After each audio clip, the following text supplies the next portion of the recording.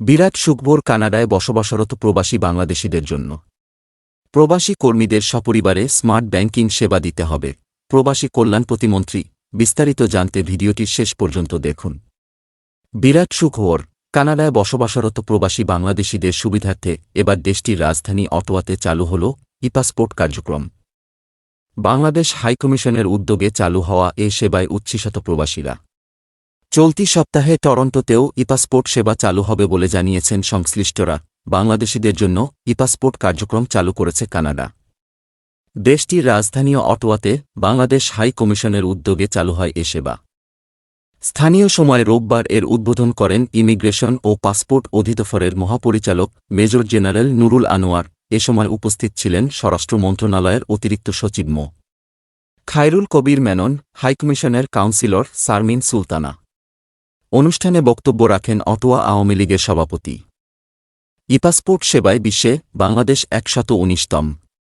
অনুষ্ঠানে আগতরা জানান, এর পেছনে অনন্য অবদান জননেত্রী শেখ হাসিনার। ২০১৬ সালে পাসপোর্ট চালুর ঘোষণা দেন প্রধানমন্ত্রী শেখ হাসিনা। এরই ধারাবাহিকতায় ধীরে ধীরে বাংলাদেশের পাশাপাশি বিশ্বের বিভিন্ন দেশে প্রবাসীদের জন্য চালু হয় এ কার্যক্রম।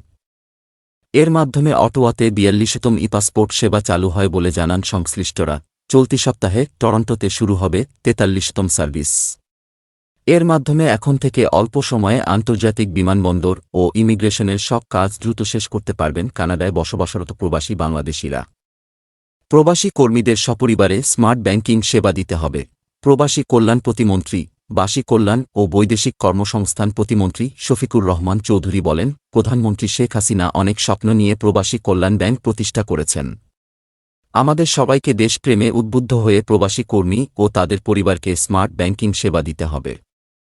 বৃহস্পতিবার প্রবাসী কল্যাণ ব্যাংকের কর্মকর্তাদের সঙ্গে মত বিনিময়ের সময় এ কথা বলেন প্রতিমন্ত্রী। প্রবাসী কল্যাণ ব্যাংকের ব্যবস্থাপনা পরিচালক মো. মুজিবুর রহমানের সভাপতিত্বে অনুষ্ঠানে বিশেষ অতিথি ছিলেন মন্ত্রণালয়ের সচিব মো. রুহুল আমিন। সচিব বলেন, বঙ্গবন্ধু সর্বদা মানুষের কথা ভাবতেন।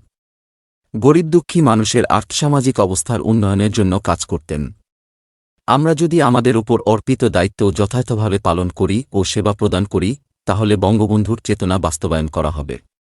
প্রবাসী কল্যাণ ব্যাংকের কর্মকর্তাদের তিনি বলেন, বঙ্গবন্ধুর চেতনায় উজ্জীবিত হয়ে সেবাগ্রহীতাদের কাছে দ্রুততার সঙ্গে কাঙ্ক্ষিত সেবা পৌঁছে দিতে হবে।